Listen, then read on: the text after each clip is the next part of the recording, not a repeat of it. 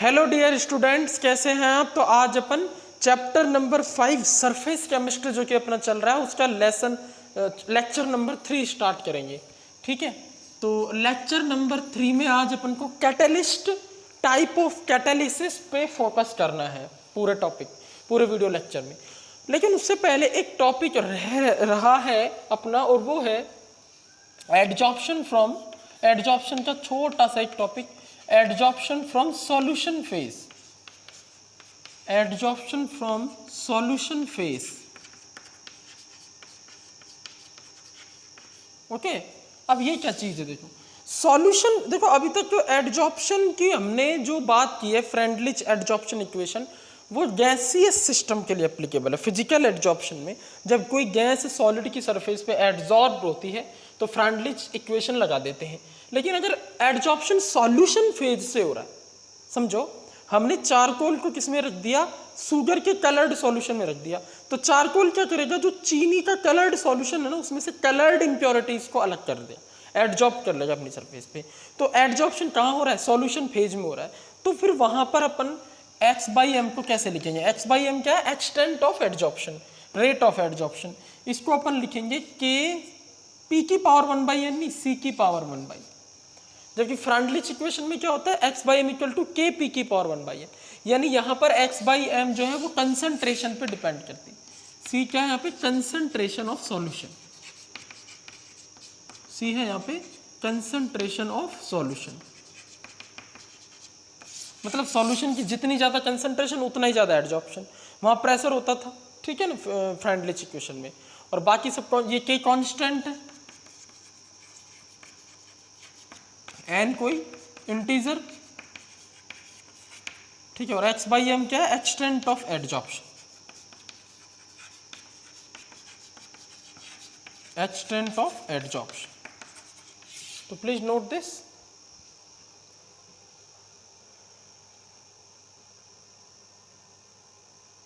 Okay, चलो अब अपन अपना आज का स्टार्ट करते हैं टॉपिक मेन, वो है कैटलिस्ट एंड कैटालिसिस। कैटलिस्ट क्या होता है और कैटालिसिस क्या होता है, ठीक है। तो हेडिंग लगा लेते हैं अपन, catalyst and catalysis.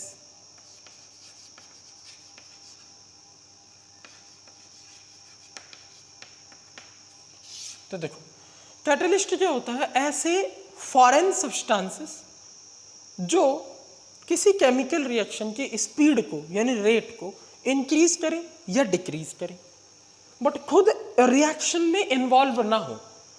Chemical reaction के रेट को इंक्रीज करें या केमिकल रिएक्शन के रेट को डिक्रीज करें, बट खुद केमिकल रिएक्शन में इन्वॉल्व ना हो, मतलब उनका केमिकल कंपोजिशन चेंज ना हो, उसे अपन क्या बोलते हैं, catalyst.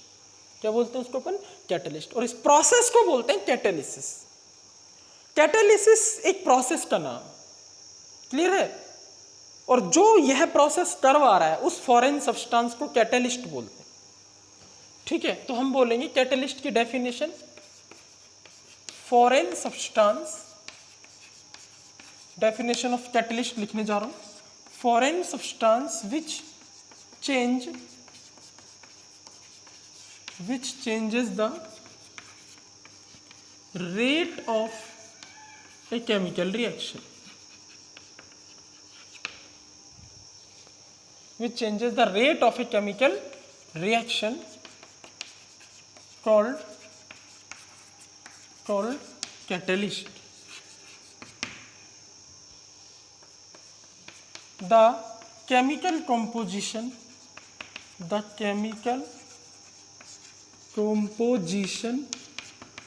and amount of catalyst not change during the reaction, not change during the reaction। जब रिएक्शन होती रहती है, समझना, जब रिएक्शन होती रहती है तो कैटलिस्ट आपने जितना डाला है ना, समझो कैटलिस्ट का जितना अमाउंट आपने डाला है, ठीक है, वो उतना ही मिल जाएगा आपको फाइनली। जैसे 5 ग्राम कैटलिस्ट आपने डाला है, तो जब रिएक्शन खत्म हो जाएगी तो 5 ग्राम ही कैटलिस्ट बचा रहेगा, और केमिकल कंपोजिशन भी वही रहेगा। जैसे मान लो अगर आपने कोई कैटलिस्ट डाला है AB, ठीक है, तो AB फॉर्म में ही वो रहेगा, before the reaction and after the reaction. तो अपन बोलेंगे कि कैटलिस्ट का ना तो अमाउंट चेंज होता है ना ही केमिकल कंपोजिशन। हाँ ये हो सकता है फिजिकल अपीयरेंस में भी चेंज, दिखने में वो जरूर बदल सकते हैं, फिजिकल अपीयरेंस जरूरी नहीं ये भी, लेकिन हाँ ये चेंज हो सकती है। तो हम लिखेंगे may be change, physical appearance में भी चेंज। अब जरा समझने की यहां पर बात है क्या कि अगर हम बात करें केमिकल कंपोजिशन और अमाउंट की, तो कैटलिस्ट का केमिकल कंपोजिशन और अमाउंट चेंज नहीं होता। बट हाँ जैसे आपने सॉलिड लिया है कैटलिस्ट को, तो क्या पता वो पाउडर फॉर्म में मिल जाए आपको, ठीक है, या लिक्विड फॉर्म में मिल जाए। फिजिकल अपीयरेंस दिखने में वो अलग हो सकता है आफ्टर द रिएक्शन, बट उसका अमाउंट और केमिकल कंपोजिशन चेंज नहीं होता। तो इसलिए हम कहते हैं ये रिएक्शन में पार्टिसिपेट नहीं करता, एक्टिवली पार्टिसिपेट नहीं करता रिएक्शन, बस रिएक्शन के रेट को स्पीड अप या डाउन कर देता है। कैटलिस्ट रिएक्शन को एक नया पाथ अवेलेबल कराता है।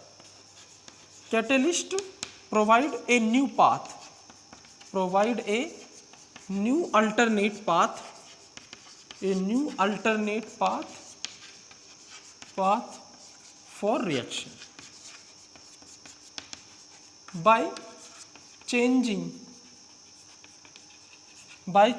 activation energy EE। करता क्या है ये कैटलिस्ट एक्चुअल में केमिकल रिएक्शन जो है उसकी एक्टिवेशन एनर्जी को चेंज कर देता है, जिससे जो रिएक्शन होती है वो एक नए पाथ से होने लगती है। तो कैटलिस्ट एक नया पाथ जो है वो अवेलेबल करा देता है रिएक्शन के लिए। क्लियर है? एग्जाम्पल की अगर अपन बात करें, ठीक है, एग्जाम्पल की अगर अपन बात करें तो बहुत ही सिंपल सा एग्जाम्पल है कैटलिस्ट। क्या? एक रिएक्शन है पोटेशियम क्लोरेट KClO3, ठीक है, पाउडर होता है ये। इसको जब अपन ब्रेक करते हैं, हीट करते हैं, तो ये एक्चुअल में पोटेशियम क्लोराइड और ऑक्सीजन प्रोड्यूस करती है। ये ऐसी रिएक्शन है जो स्पेस के अंदर जो साइंटिस्ट जाते हैं, एस्ट्रोनॉट्स, वो स्पेस क्राफ्ट में बैठे होते हैं, तो वहाँ पर क्या अगर इमरजेंसी हो जाती है ऑक्सीजन की, ऑक्सीजन कम पड़ जाती है, तो उनके पास KClO3 पाउडर होता है। क्या होता है? KClO3 पाउडर होता है। तो उसको हीट करते हैं, तुरंत ऑक्सीजन प्रोड्यूस करा लेते हैं और इनहेल कर लेते हैं उसको और सर्वाइव करते हैं। क्लियर है? तो ये रिएक्शन बड़ी इंपॉर्टेंट, ये रिएक्शन 653 से 873 केल्विन टेम्परेचर के बीच में होती है। ये रेंज है 653 से 873 केल्विन टेम्परेचर जो है इस बीच में होती है रिएक्शन, बहुत ज़्यादा टेम्परेचर। और इसका रेट भी कम होता है, रेट क्या होता है? लो होता है इसका। अब क्या किया, इसमें अपन ने एक फॉरेन सब्सटेंस डाला जिसने क्या किया, रेट ऑफ केमिकल रिएक्शन को चेंज कर दिया, मतलब फास्ट कर दी इस रिएक्शन। देखो चेंज करने से मतलब ये कि रिएक्शन को फास्ट भी कर सकता है कैटलिस्ट और रिएक्शन को स्लो भी कर सकता है। और टाइप में देखेंगे अपन, ठीक है, कि कैटलिस्ट कितने टाइप के होते हैं। तो KClO3 इस रिएक्शन में क्या क्या हुआ, हमने एक कैटलिस्ट डाल दिया MnO2, manganese oxide. Manganese oxide ने इसी रिएक्शन को एक नया पाथ, एक नया अल्टरनेट पाथ अवेलेबल करा दिया। और इस रिएक्शन के लिए KClO3 जो रिएक्टेंट के मॉलिक्यूल है उनको जितनी एक्टिवेशन एनर्जी चाहिए उसको कम कर दिया। तो जिससे क्या होगा, ज़्यादा से ज़्यादा KClO3 के मॉलिक्यूल KCl और O2 में कन्वर्ट हो पाएंगे। सीधी सी बात है भाई, रिएक्टेंट के मॉलिक्यूल प्रोडक्ट बनाते हैं ना, तभी तो कोई केमिकल रिएक्शन प्रोसीड करती है। अब रिएक्टेंट के कितने मॉलिक्यूल एक साथ प्रोडक्ट बना रहे हैं दिए गए टाइम में, उससे रेट डिटरमाइन होता है। ज़्यादा मॉलिक्यूल कन्वर्ट हो रहे हैं प्रोडक्ट में तो रेट हाई होता है। तो मैग्नीज डाइऑक्साइड कैटलिस्ट क्या काम करता है, यहाँ पर एक साथ ज़्यादा KClO3 को KCl में कन्वर्ट कर देता है by reducing activation energy. KClO3 को प्रोडक्ट बनाने के लिए जितनी एनर्जी चाहिए उसको एक्टिवेशन एनर्जी बोलेंगे, ठीक है, वो कम कर देता है। यहाँ ज़्यादा चाहिए तो रेट ऑफ रिएक्शन कम आ रहा है, बहुत कम मॉलिक्यूल प्रोडक्ट बना पा रहे हैं, और यहाँ एक्टिवेशन एनर्जी कम कर देता है कौन, MnO2, ठीक है। और टेम्परेचर भी घट जाता है, MnO2 लगाते ही टेम्परेचर भी अपन को कम देना पड़ता है। इस बात से भी पता चल रहा है कि रिएक्शन अब फेवरेबल है। हाई टेम्परेचर पर रिएक्शन हो रही है, दैट मीन्स नखरे हो रहे हैं, रिएक्शन हो नहीं रही है सही से, टेम्परेचर भी कम हो जाता है।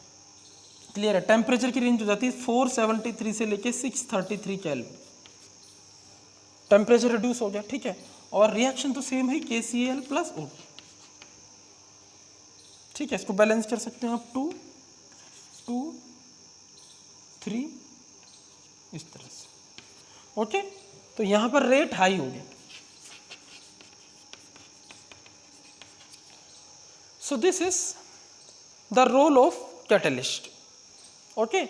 अच्छा, इस प्रोसेस को क्या बोलेंगे, catalysis. called catalyst, and process called, we can say process called catalysis. Process का नेम होगा कैटालिसिस, रिएक्शन का नेम कैटलिस्ट है, उस सब्सटेंस का नेम कैटलिस्ट है, और प्रोसेस का नेम क्या होगा, कैटालिसिस। क्लियर है या नहीं है बोलो, एग्जाम्पल सहित नोट कर लो, स्क्रीनशॉट ले लो, पॉज करके नोट कर लो। चलो बहुत बढ़िया। तो अब अपन कैटलिस्ट जान चुके हैं, कैटालिसिस जान चुके हैं, एग्जाम्पल जान चुके हैं। अब अपन को ये देखना है कि कैटलिस्ट एक्चुअल में कितने टाइप के होते हैं। ठीक है, तो अब अपन डाल लेंगे टाइप ऑफ कैटालिसिस। एक चीज और देख लो टाइप ऑफ कैटालिसिस से पहले, आपको कई बार कैटलिस्ट पढ़ते वक्त दो वर्ड मिलेंगे।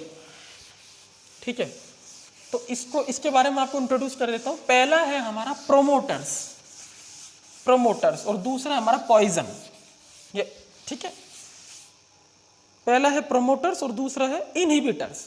ठीक है, तो एक नोट डाल के लिखेंगे प्रोमोटर्स। ठीक है, प्रोमोटर्स क्या होते हैं? प्रोमोटर्स ऐसे सब्सटेंस होते हैं जो कैटलिस्ट की एफिशिएंसी को बढ़ा देते हैं, एनहांस कर देते हैं। दो substances which not catalyst, promoters catalyst नहीं होते, बट ये कैटलिस्ट के साथ लग करके और उसकी एफिशिएंसी बढ़ा देते हैं। उससे कहते हैं और अच्छे से कैटलाइसिस कर, रिएक्शन को और फास्ट कर, ठीक है, रेट ऑफ रिएक्शन को और बढ़ा दे। क्लियर है नहीं? तो वो होते हैं प्रोमोटर्स। तो हम क्या लिख सकते हैं? Those substances which enhance the efficiency। समझना, केमिकल रिएक्शन के रेट को चेंज नहीं कर रही है, उसको तो कैटलिस्ट चेंज करता है। ये क्या काम कर रहे हैं? ये एनहांस कर रहे हैं एफिशिएंसी ऑफ कैटलिस्ट। जो कैटलिस्ट है ना रिएक्शन में, उसकी एफिशिएंसी को चेंज कर रहे हैं, ये एफिशिएंसी को बढ़ा रहे हैं। ठीक है ना? विच एनहांस मतलब इंक्रीज कर, enhance the efficiency of catalyst so that catalyst में वर्क प्रॉपर वे, अच्छे से कैटलिस्ट काम करे। ठीक है, तो प्रोमोटर्स ये होते हैं। जैसे example, these are not catalyst, ये और लिख देता हूं मैं, कई बार कंफ्यूजन हो जाता है। दीज आर नॉट कैटलिस्ट, ये कैटलिस्ट नहीं होते। ठीक है, एग्जाम्पल देता हूं, देखो इसका मैं एक बहुत ही अच्छा एग्जाम्पल है। इन हैबर प्रोसेस, हैबर प्रोसेस में क्या होता है, देखो ध्यान दो। इन हैबर प्रोसेस Fe जो होता है ये होता है मेन कैटलिस्ट। Fe क्या होता है? Main catalyst. ठीक है, लेकिन जो MO होता है ना, MO, ये क्या होता है? प्रोमोटर। मतलब ये क्या करेगा? मोलिब्डेनम कैटलिस्ट नहीं है, बट ये क्या करेगा? मोलिब्डेनम Fe के साथ अटैच होके इसकी कैटालिटिक पावर को, एफिशिएंसी को इंक्रीज कर देगा, जिससे ये रेट ऑफ रिएक्शन को ज्यादा अच्छे से बढ़ा सके। क्लियर है नहीं? ये रेट ऑफ रिएक्शन नहीं बढ़ा रही है, तो सिर्फ एफिशिएंसी चेंज कर रहा है, इसकी एफिशिएंसी बढ़ा रहा है Fe की, मेन कैटलिस्ट। इसको बोलते हैं प्रोमोटर। अच्छा, एक दूसरा सब्सटेंस और होता है इनहिबिटर।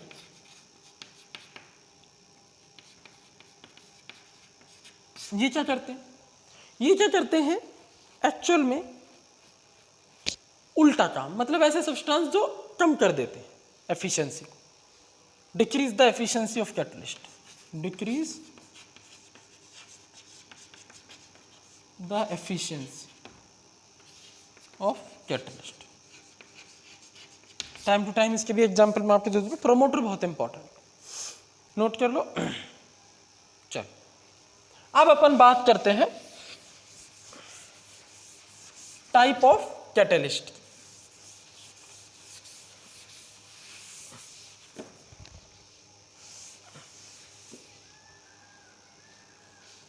तो देखो, टाइप ऑफ कैटलिस्ट डाल लेते हैं।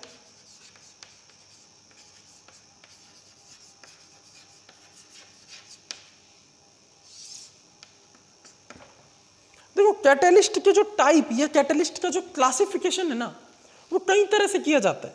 ठीक है, तो सबसे पहले हम कैटलिस्ट को 4 पार्ट्स में डिवाइड करेंगे इनकी नेचर के हिसाब से। ठीक है, उसके बाद हम फिजिकल स्टेट के हिसाब से होमोजीनियस और हेट्रोजीनियस कैटलिस्ट और पढ़ेंगे। ठीक है, तो वैसे तो कैटलिस्ट होते हैं 4 टाइप के। सबसे पहला होता है हमारा positive catalyst.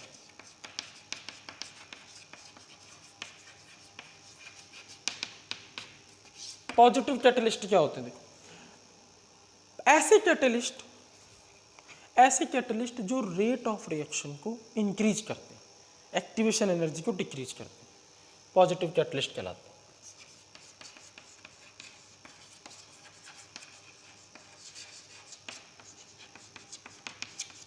Those catalyst which increases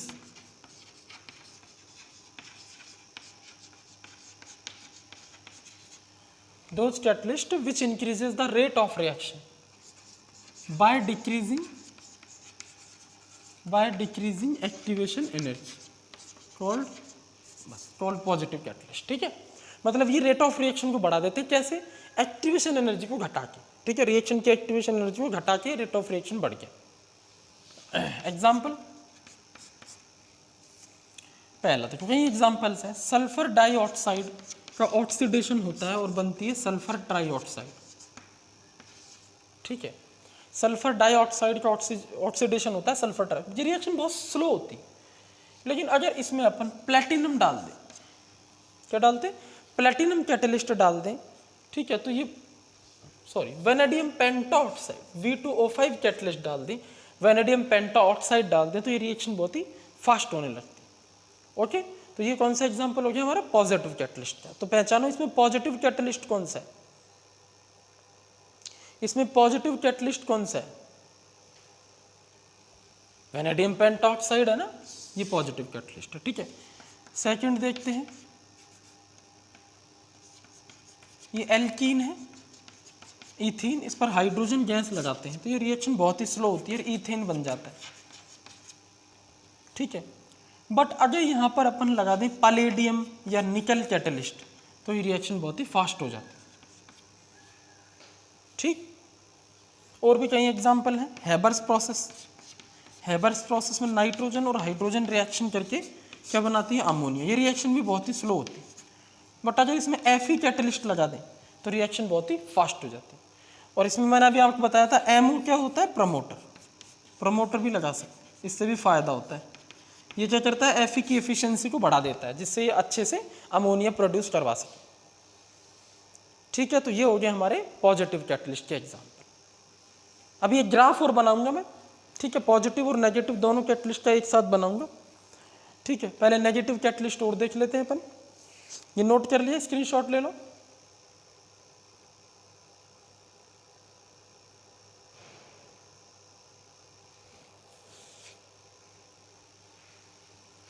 चलो अब अपन डाल लेते हैं नेगेटिव कैटलिस्ट। सेकेंड,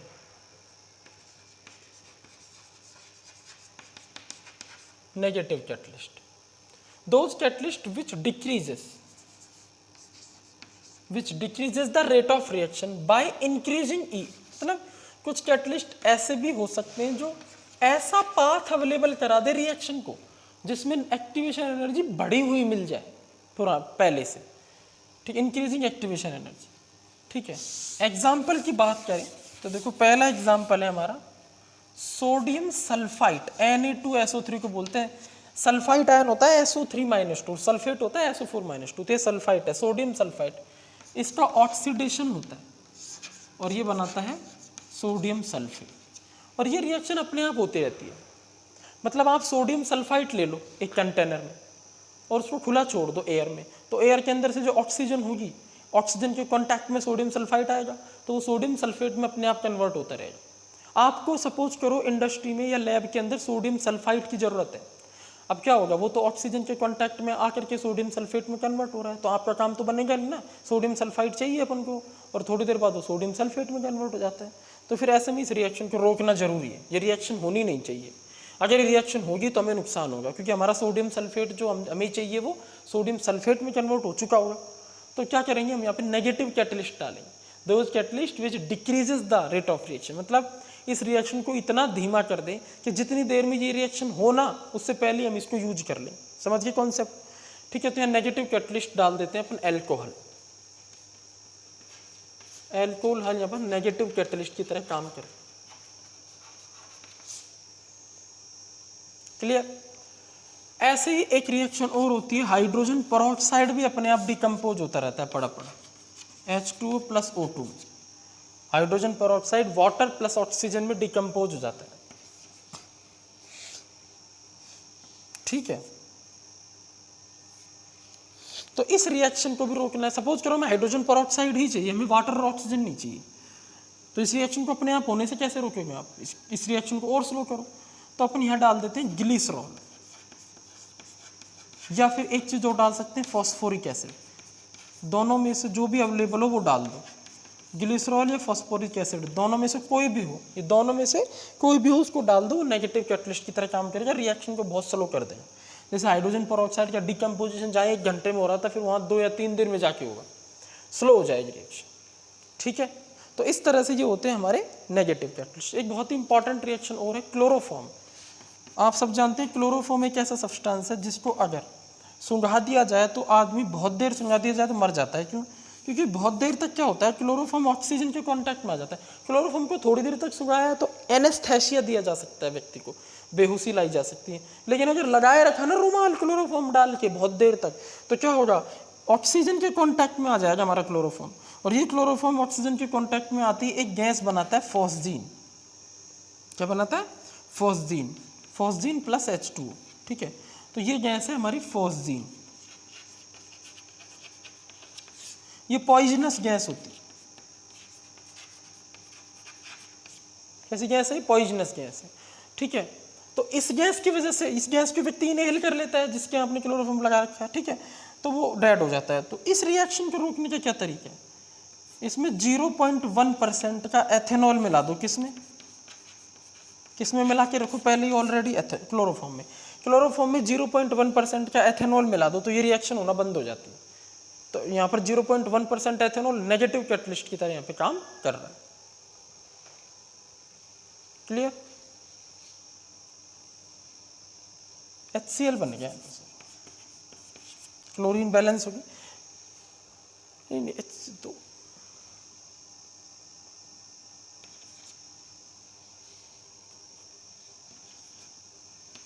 अब ठीक है, ओके। तो इस तरह से यहाँ पर ये रिएक्शन होती है फॉस्जीन COCl2। ये रिएक्शन आपके ऑर्गेनिक में भी काम आएगी। ऑर्गेनिक में क्लोरोफॉर्म पढ़ेंगे अपन 10th चैप्टर में, ठीक है, हेलो एल्केन हेलो एरिन वाले में। तो क्लोरोफॉर्म के ऑक्सीजन से रिएक्शन करा के फॉस्जीन बनाएंगे तो पॉइजनस होती है, रिएक्शन अपने आप हो जाती है। 0.1% एथेनॉल नेगेटिव कैटलिस्ट की तरह काम करने लगता है और रिएक्शन का रेट स्लो हो जाता है। ठीक, तो ये हो गए हमारे 2 टाइप के कैटलिस्ट, नेगेटिव। अब हम बात करते हैं हमारे तीसरे टाइप के कैटलिस्ट की, और तीसरे टाइप का कैटलिस्ट है हमारा ऑटो कैटलिस्ट। बहुत ही इंपॉर्टेंट है, जैसे नाम से पता चल रहा है, ऑटो का मतलब अपने आप। जब किसी रिएक्शन में, ध्यान से सुनना, जब किसी रिएक्शन में प्रोडक्ट बन रहा हो तो प्रोडक्ट एक से ज़्यादा हो सकते हैं, तो इनमें से कोई एक प्रोडक्ट ऐसा होता है जो उस रिएक्शन के लिए कैटलिस्ट की तरह काम करने लगता है। बाहर से कोई कैटलिस्ट नहीं डालते। ऑटो कैटलिस्ट का मतलब बाहर से कोई नहीं डाला, रिएक्शन के दौरान बना वो प्रोडक्ट ही कैटलिस्ट बन जाए, कैटलिस्ट की तरह काम करने लग जाए, तो क्या होगा, ऐसे कैटलिस्ट को अपन ऑटो कैटलिस्ट कहेंगे। एक यहाँ इंपॉर्टेंट बात है नोट करने वाली, इस ऐसे कैटलिस्ट से शुरुआत में रिएक्शन स्लो होगी, सीधी सी बात है, नेचुरल सी बात है। शुरुआत में तो बनेगा नहीं ना प्रोडक्ट, क्लियर? तो स्टार्टिंग में रिएक्शन स्लो होगी, लेकिन जैसे ही रिएक्शन में प्रोडक्ट बनने लगेगा तो प्रोडक्ट ही कैटलिस्ट की तरह काम कर रहा है, तो रिएक्शन धीरे धीरे फास्ट होने लगेगी। जैसे बाइक होती है ना, शुरुआत में तो धीरे धीरे चल रही, फिर दिया गियर तो फास्ट हो गई, ठीक है, तो वही वाली बात, ठीक है। तो तीसरे टाइप का कैटलिस्ट होता है हमारा auto catalyst.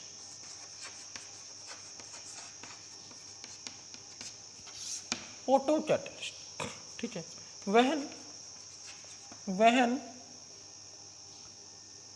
Product of reaction, when product of reaction act as a catalyst, then this is called auto catalyst. This is called auto catalyst. Clear? जब रिएक्शन में बना हुआ प्रोडक्ट ही कैटलिस्ट की तरह भूमिका निभाने लग जाए, काम करने लग जाए, तो उसे अपन क्या बोलते हैं, auto catalyst. Okay, reaction, the rate of reaction speed up after little bit of time, ये तो अपन जानते हैं क्योंकि बाद में बनेगा ना प्रोडक्ट। एग्जाम्पल देखो इसका, बड़ा इंटरेस्ट एग्जाम्पल है हमारा एस्टर होता है, CH3 C double bond O O C2H5, ये एस्टर मॉलिक्यूल, इसको आप हाइड्रोलाइज्ड कर दो, मतलब एस्टर के मॉलिक्यूल को वाटर की प्रेजेंस में तोड़ दो। तो जब किसी चीज़ को वाटर की प्रेजेंस में तोड़ते हैं तो इस प्रोसेस को हाइड्रोलिसिस कहते हैं। क्या कहते हैं? हाइड्रोलिसिस। ठीक है, तो तोड़ेंगे तो एक्चुअल में यहाँ से बॉन्ड ब्रेक होगा, तो वाटर भी टूटेगा, वाटर देगा H और OH। ठीक है, तो H इसको मिल जाएगा, OH इसको मिल जाएगा, क्योंकि O पर नेगेटिव है, H पर पॉजिटिव है, C पर पॉजिटिव है, OH पर नेगेटिव है, पॉजिटिव नेगेटिव उल्टे जुड़ गए। तो क्या बना देखो, CH3 C double bond OH। ठीक है, एसिटिक एसिड प्लस साथ में बन गया हमारा एल्कोहल, एथेनॉल। ज़रा दिमाग लगाओ, ये क्या चीज़ है? ये है acid, acetic acid, weak acid होता है। तो ये एसिड क्या करता है, इस रिएक्शन में H प्लस प्रोवाइड कराता है, और ये H प्लस जो होता है ना, कैटलिस्ट की तरह काम करता है। मतलब H प्लस आते ही रिएक्शन में ये रिएक्शन फास्ट होने लगती है। क्यों? क्योंकि ये H प्लस आयन पता है वाटर को जल्दी तोड़ने में हेल्प करेगा। वाटर टूटेगा तभी तो रिएक्शन होगी। तो H प्लस आयन कब आएगा? जब एसिटिक एसिड बनेगा, ये प्रोडक्ट है। ठीक है, तो ये H प्लस आयन इस एसिटिक एसिड से निकलेगा, जो कि वाटर के साथ अटैच होकर इस रिएक्शन को फास्ट कर देगा। क्लियर है? एसिडिक हाइड्रोलिसिस रिएक्शन बना देगा इसको। अभी तो नॉर्मल हाइड्रोलिसिस हो रहा है वाटर की प्रेजेंस में, अब एसिडिक हाइड्रोलिसिस हो गया तो वो फास्ट होती है। तो यहाँ पर बना हुआ प्रोडक्ट कैटलिस्ट बन गया, बना हुआ प्रोडक्ट कैटलिस्ट बन गया। तो इसलिए इस एसिटिक एसिड को क्या बोलेंगे? Auto catalyst. क्लियर हुआ माइंड में एकदम? एसिटिक एसिड को बोलेंगे ऑटो कैटलिस्ट। नोट कर लो। क्लियर? चलो, अब है लास्ट हमारा कौन सा है? ऑटो कैटलिस्ट को नई चीज नहीं है, बाहर से नहीं डाला इसको अपन ने। अब हमारा लास्ट है इंड्यूस्ड कैटलिस्ट। लास्ट है हमारा इंड्यूस्ड कैटलिस्ट। फिर हम होमोजीनियस और हेट्रोजीनियस कैटलिस्ट और उसकी थ्योरी पढ़ेंगे। फोर्थ है हमारा इंड्यूस्ड कैटलिस्ट।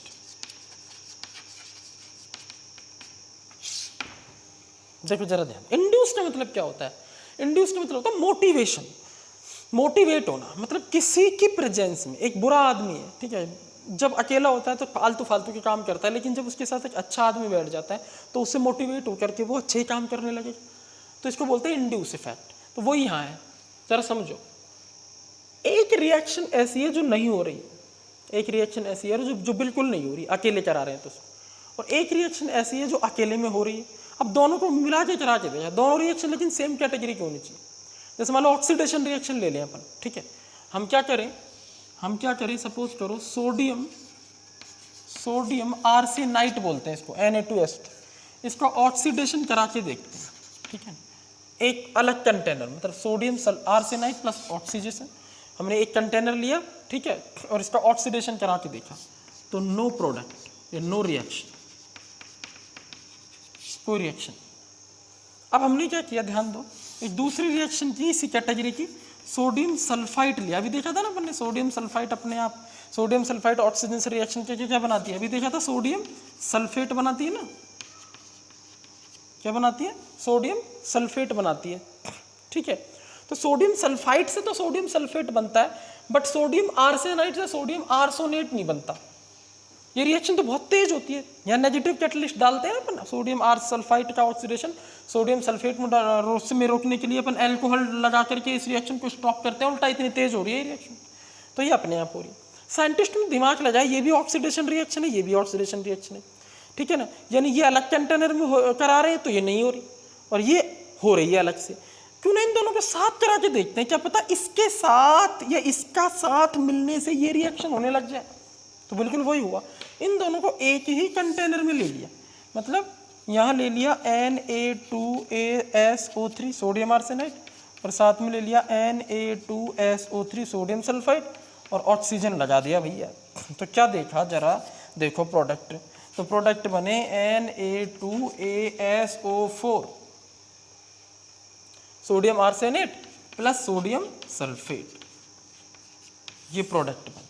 तो वो वाली रिएक्शन भी होने लग गई, तो इसको इंड्यूस्ड कैटलिस्ट बोलेंगे। इंड्यूस्ड कैटलिस्ट कौन है?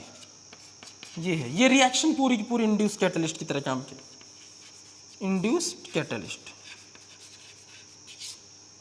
क्लियर है? Okay, when a reaction becomes catalyst for other reaction, इसमें लिख सकते हो, लिख लो, when a reaction becomes catalyst, मैं लिख देता हूं, when a reaction becomes catalyst, becomes act as catalyst for other inactive reaction। समझ गए, जो दूसरी inactive, then this reaction is called induced catalyst। Note कर लो। तो भैया ये हो गया induced catalyst का topic cover. Type of catalyst हो गए। टाइप ऑफ कैटलिस्ट होने के बाद अब अपन को पढ़ना है होमोजीनियस कैटलिस्ट या होमोजीनियस कैटालिसिस, और एक पढ़ना है हेट्रोजीनियस कैटालिसिस। इसके बाद इस वीडियो लेक्चर को देंगे विराम। बहुत ही इंपॉर्टेंट टॉपिक आज अपन ने कवर किया है कैटालिस्ट, और अभी उसका मेन पोर्शन रह रहा है वो होमोजीनियस एंड हेट्रोजीनियस कैटालिसिस। तो हम डाल लेते हैं homogeneous and heterogeneous catalysis with mechanism और देखनी है अपन कि कैसे होता है।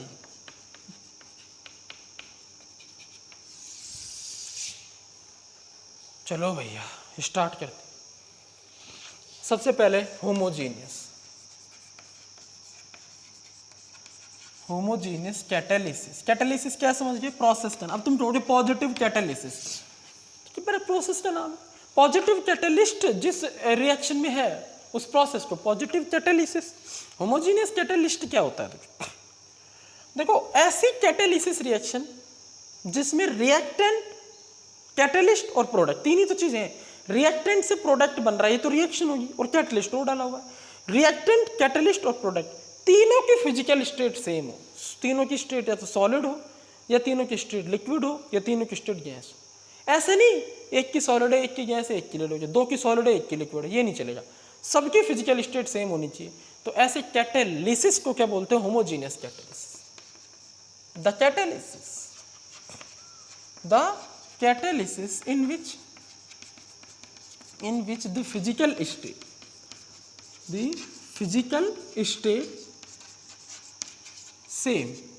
state of reactant, किसकी सेम हो लिख देता हूँ, of reactant मतलब all reactants, products and catalyst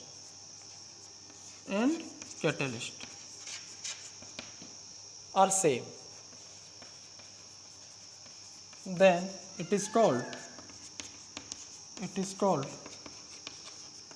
homogeneous catalysis, HC, homogeneous catalysis। अच्छा, होमोजीनियस कैटालिसिस का मैकेनिज्म किस प्रिंसिपल पर बेस्ड है?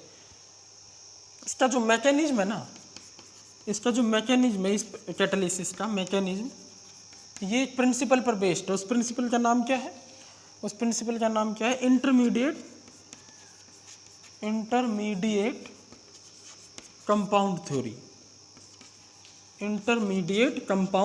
थ्योरी। ये मैं आपको समझाता हूँ कैसे। मतलब जब होमोजीनियस कैटालिसिस, पहले एग्जांपल देखेंगे, फिर अपन उसका मैकेनिज्म देखेंगे किसी एक रिएक्शन को लेके कि किस तरह से। इंटरमीडिएट कंपाउंड थ्योरी का मतलब क्या है? इंटरमीडिएट का मतलब बीच में कोई ऐसा कंपाउंड बनता है जिससे रेट ऑफ रिएक्शन हाई या लो हो जाता है, ठीक है। तो ये मैकेनिज्म है इसकी। अब जरा एग्जांपल देख लो। सल्फर डाइऑक्साइड, पहला एग्जांपल, 2-3 एग्जांपल दूंगा। Sulphur dioxide plus oxygen, nitric oxide, sulphur trioxide, ठीक है। ये एक्चुअली में एक प्रोसेस होता है जिसमें सल्फर डाइऑक्साइड ऑक्सीजन से रिएक्शन करके सल्फर ट्राइऑक्साइड बनाती है। इसमें ये गैसियस रिएक्टेंट है दोनों, प्रोडक्ट भी गैसियस है, और इवन जो कैटालिस्ट है वो भी गैसियस है। तो इसीलिए होमोजीनियस कैटालिसिस का हिस्सा है। क्लियर है? सेकंड एग्जांपल लेते हैं अपन। देखो इस एग्जांपल को लेके मैं इस इंटरमीडिएट कंपाउंड थ्योरी को एक्सप्लेन करूंगा। इस एग्जांपल को लेके मैं बताऊंगा कि होमोजीनियस कैटालिसिस का मैकेनिज्म इंटरमीडिएट कंपाउंड थ्योरी पर कैसे बेस्ड है, ठीक है। भाई होमोजीनियस कैटालिसिस का जो रास्ता होता है ना, वो इंटरमीडिएट कंपाउंड थ्योरी वाला होता है। मतलब होमोजीनियस कैटालिसिस इंटरमीडिएट बना करके प्रोडक्ट बनाता है, वो मैं बताऊंगा आपको कैसे, ठीक है। इस वाले एग्जाम्पल को पहले सारे एग्जाम्पल बता देता हूँ। एक और एग्जाम्पल है हमारा, क्या, हमारे पास जो एस्टर होता है, ये मैंने अभी बताया था आपको, ये लिक्विड होता है, ठीक है। इसका हाइड्रोलिसिस करते हैं वाटर के साथ, ये भी लिक्विड होता है। यहाँ पर HCl लेते हैं अपन कैटलिस्ट, ये भी लिक्विड होता है और बनता क्या क्या है, एसिटिक एसिड बनता है, ये एक्वस होता है। एक्वस मतलब लिक्विड स्टेट को बोलते हैं पानी के साथ, और साथ में क्या बनता है, एल्कोहल, ये भी एक्वस होता है। समझिए, तो सभी की फिजिकल स्टेट लिक्विड है, तो इसलिए ये भी होमोजीनियस कैटालिसिस का हिस्सा है। नोट कर लो। तो ये होता है हमारा होमोजीनियस कैटालिसिस। पहले अपन ने देखा कैटलिस्ट 4 टाइप के होते हैं, positive catalyst, negative catalyst, clear है, ऑटो कैटलिस्ट और इंड्यूस्ड कैटलिस्ट। अब हम होमोजीनियस और हेटेरोजीनियस कैटालिसिस पढ़ रहे हैं। होमोजीनियस कैटालिसिस क्या होता है, ऐसा कैटालिसिस जिसमें सभी की फिजिकल स्टेट क्या हो, सेम हो, चाहे वो रिएक्टेंट हो, चाहे वो प्रोडक्ट हो और चाहे वो कैटलिस्ट हो, उसको होमोजीनियस कैटालिसिस बोलते हैं। एक एग्जांपल इसमें और ले सकते हैं अपन, hydrolysis of cane sugar. Cane sugar मतलब सुक्रोज, सुक्रोज होता है C12H22O11, ये सुक्रोज होता है, इसको केन शुगर भी बोलते हैं। इस सॉल्यूशन का अगर हाइड्रोलिसिस करेंगे ना अपन, तो देखिए ये लिक्विड होता है, ये भी लिक्विड होता है, इसका हाइड्रोलिसिस करेंगे ना H2SO4 लगा करके, ये कैटलिस्ट है, ये भी लिक्विड होता है, तो क्या बनता है, ग्लूकोज प्लस फ्रक्टोज। ग्लूकोज और फ्रक्टोज दोनों का मॉलिक्यूलर फॉर्मूला एग्जैक्टली सेम होता है, बट इनकी स्ट्रक्चर में डिफरेंस होता है, ठीक है, ये ध्यान रखना। ये ग्लूकोज है G और ये फ्रक्टोज है F, और ये दोनों कैसे होते हैं, ये भी लिक्विड होते हैं, तो सबकी फिजिकल स्टेट लिक्विड लिक्विड है, तो इसलिए होमोजीनियस कैटालिसिस के एग्जांपल्स हैं। क्लियर है। अब अपन होमोजीनियस कैटालिसिस का इंटरमीडिएट कंपाउंड थ्योरी देखते हैं इस एग्जांपल को लेके, ठीक है, SO2। कोई सा भी एग्जांपल लिया जा सकता है, कोई जरूरी नहीं है, ठीक है, लेकिन बुक में ये वाला एग्जांपल डिस्कस किया हुआ है, चलो चेक करते हैं।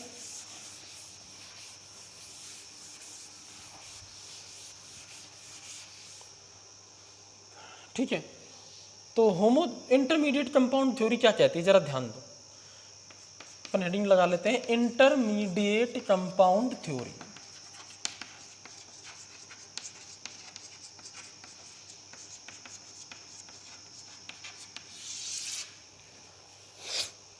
इंटरमीडिएट कंपाउंड थ्योरी, ठीक है, चलो। तो देखो ये एक्चुअल में क्या बताती है, हमें ये बताती है कि कुछ स्टेप्स में होता है होमोजेनियस कैटालिसिस। स्टेप 1 में क्या होता है, स्टेप 1 में वन रिएक्टेंट, जैसे एक से ज्यादा रिएक्टेंट है तो उनमें से एक reactant, one reactant combined with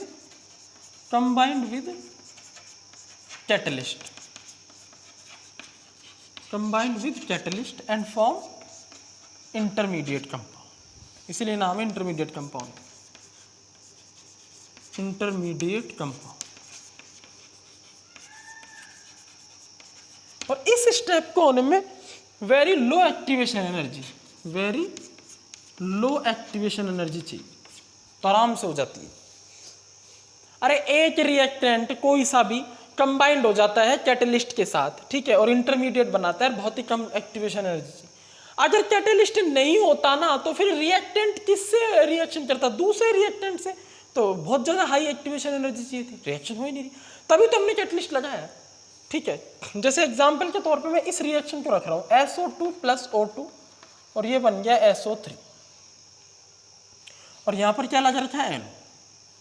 हम ऐसे भी कर सकते हैं, हाफ O2 लगा देते हैं, SO2 plus half O2, SO3 बन गया, और NO कैटलिस्ट है। तो देखो कैसे काम कर, SO2 और O2 में से मैं बता देता हूं, O2 दो में से कोई एक रिएक्टेंट, ये दो रिएक्टेंट है, ऑक्सीजन रिएक्टेंट पहले NO से रिएक्शन करता है, मतलब ये कैटलिस्ट हो गया, और ये रिएक्शन करता है हाफ ऑक्सीजन से, ये तो क्या है, कैटलिस्ट है, और ये क्या है, कोई एक reactant,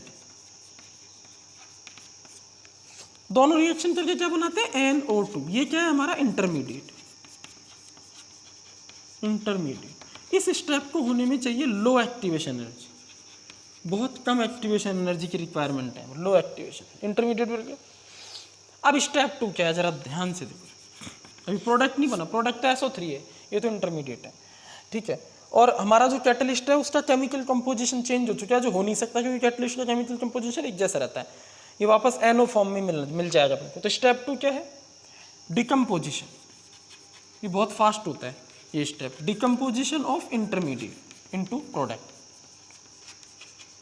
intermediate into product and catalyst तो दोबारा मिल जाना है क्योंकि रिएक्शन, और प्रोडक्ट बन जाना। यानी NO2 जो है ना उसका डिकम्पोजिशन हो जाना है और NO2 किसके साथ रिएक्शन कर जाना है, देखो SO2 बचा हुआ है अभी, SO2 के साथ रिएक्शन करके डिकम्पोज हो जाएगा, क्या बनेगा, NO अलग हो जाएगा और ऑक्सीजन एक साथ चली जाएगी, तो SO3 प्लस NO, ये क्या बन गया प्रोडक्ट, ये क्या बन गया प्रोडक्ट, और साथ में NO क्या है वापस से कैटलिस्ट। देखो अगर SO2 है तो सीधी सी बात है NO2 जो इंटरमीडिएट है वो SO2 से रिएक्शन करेगा, नहीं होता तो सीधा टूट जाता है, बट है तो इससे करके SO3 बना है जो मेन प्रोडक्ट और NO बन गया हमारा कैटलिस्ट। तो कैटलिस्ट हमें दोबारा से मिल गया रिएक्शन अकॉर्डिंग टू डेफिनेशन, दोबारा से मिल जाना चाहिए था, समझ आई। तो ये है हमारी होमोजीनियस कैटलिस्ट की इंटरमीडिएट कंपाउंड थ्योरी। अब अपन लगाएंगे हेडिंग हेट्रोजीनियस कैटालिसिस। उसकी जो थ्योरी है ना मैकेनिज्म की वो है मॉडर्न एडजॉर्प्शन थ्योरी, एडजॉर्प्शन पर बेस्ड है वो, जो हम पढ़ के आए हैं एडजॉर्प्शन उस पर बेस्ड, ठीक है भाई। इस थ्योरी की क्या कमी है होमोजीनियस वाले की, ये हेट्रोजीनियस कैटालिसिस को नहीं समझा पाती, ये कमी है इसकी। तो सेकंड आ जाएगा हमारा हेट्रोजीनियस कैटालिसिस, हेट्रोजीनियस कैटालिसिस क्या होगी डेफिनेशन, द कैटालिसिस लिख लो, the catalysis in which all the reactants products and catalyst present in same physical state. मैं लिख देता हूं द कैटालिसिस और the we can say the process, instead of this we can also be write process, the catalysis or process in which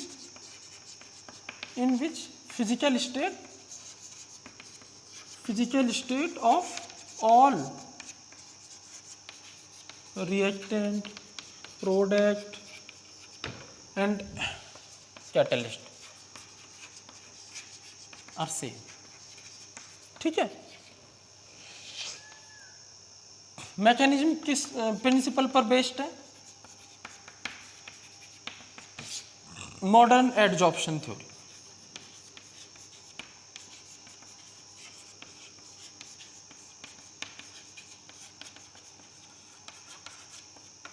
कि भाई adsorption होता है पहले तो, फिर डिजॉर्प्शन होता है प्रोडक्ट का वगैरह वगैरह, वो सब देखेंगे। एग्जांपल देख लेते हैं पहले। अगर हम हेट्रोजीनियस कैटालिसिस की बात करें तो इसमें क्या हो रहा है, अलग अलग फिजिकल स्टेट में मिल रही हैं अपन को रिएक्टेंट और प्रोडक्ट। तो एग्जाम्पल भी इसी तरीके के होंगे, जैसे पहली जो रिएक्शन है हमारी SO2 प्लस ऑक्सीजन SO3, वही है। तुम सोच रहे हो कई बार लिख दिया अपन ने, बिल्कुल इस रिएक्शन में कई सारे कैटलिस्ट होते हैं। SO2 के ऑक्सीजन से रिएक्शन कराओ SO3 बनेगा, ठीक है। ये गैस है, ये गैस है और ये गैस है। तुम सोच रहे हो सर सारे गैस है तो होमोजेनियस, नहीं, कैटलिस्ट सॉलिड है। देखो प्लैटिनम कैटलिस्ट क्या है यहाँ पर, सॉलिड। तो ये कैसा कैटालिसिस है, हेट्रोजीनियस कैटालिसिस, ओके। दूसरा एग्जांपल नाइट्रोजन वाला Haber process, nitrogen hydrogen Fe solid catalyst है, अमोनिया, बाकी सब गैसें हैं, ये सॉलिड हो गया।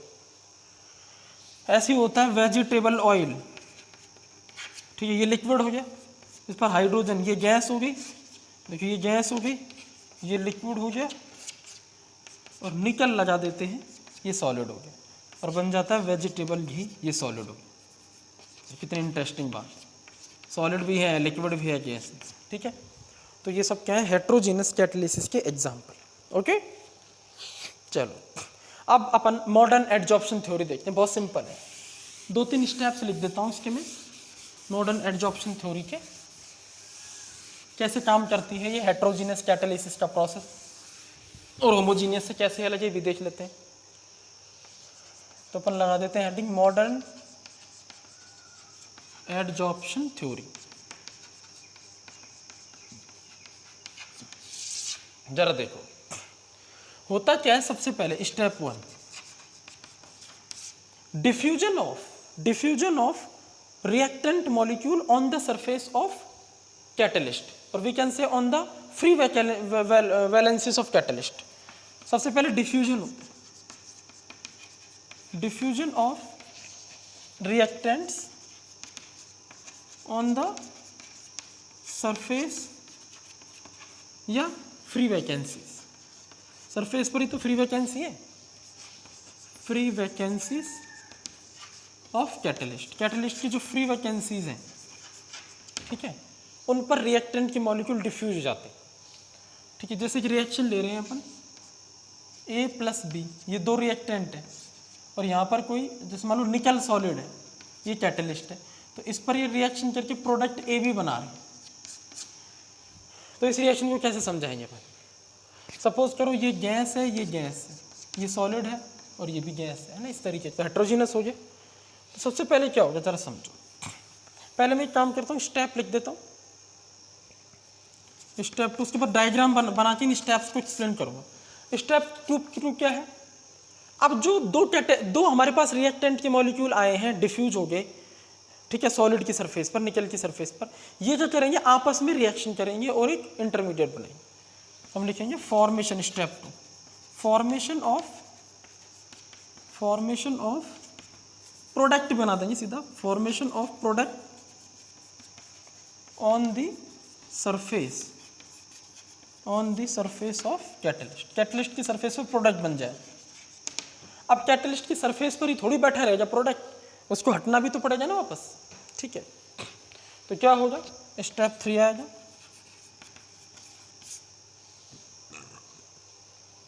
स्टेप 3 में क्या होगा, डीजॉर्प्शन ऑफ प्रोडक्ट, डीजॉर्प्शन ऑफ प्रोडक्ट मतलब रिमूव हो जाएगा, वहां से हट जाएगा सरफेस से, from surface of catalyst, surface of catalyst, और फिर से वो फ्री हो जाएगा सरफेस दोबारा से, और स्टेप 1 को वापस रिपीट करने के लिए।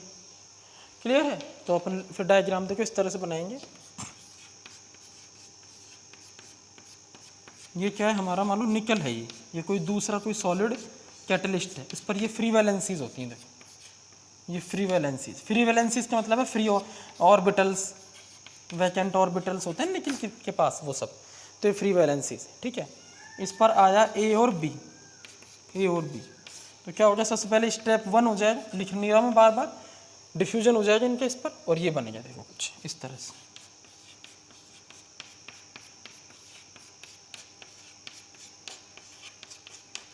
ठीक है, ये बन गया ए और ये बी, डिफ्यूजन, अटैचमेंट हो गया। अब क्या बनेगा, स्टेप 2, प्रोडक्ट बनेगा इन दोनों के बीच में, ये दोनों अटैच हो जाएंगे। तो देखो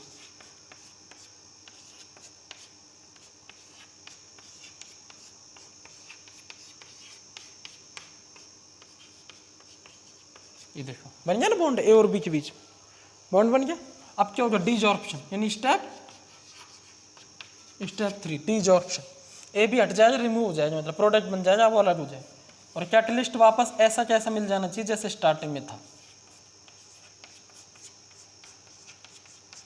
ये कैटलिस्ट और ये हो गया हमारा ए बी प्रोडक्ट, बॉन्ड बन गया देखो इनके बीच में, प्रोडक्ट।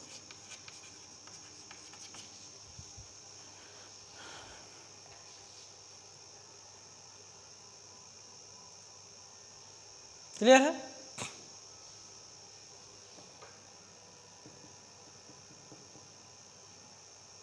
ओके, तो ये है हमारा होमोजीनियस और हेट्रोजीनस कैटालिसिस और उनका principle. Thank you very much, आज के लिए इतना ही। नेक्स्ट वीडियो लेक्चर में अपन कैटलिस्ट के कुछ फीचर्स लेंगे, कुछ फीचर्स होते हैं कैटलिस्ट के, उसके बाद जियोलाइटिक लेंगे, सॉलिड कैटलिस्ट या फेज सेलेक्टिव कैटलिस्ट, फिर लेंगे enzyme catalysis. Thank you very much.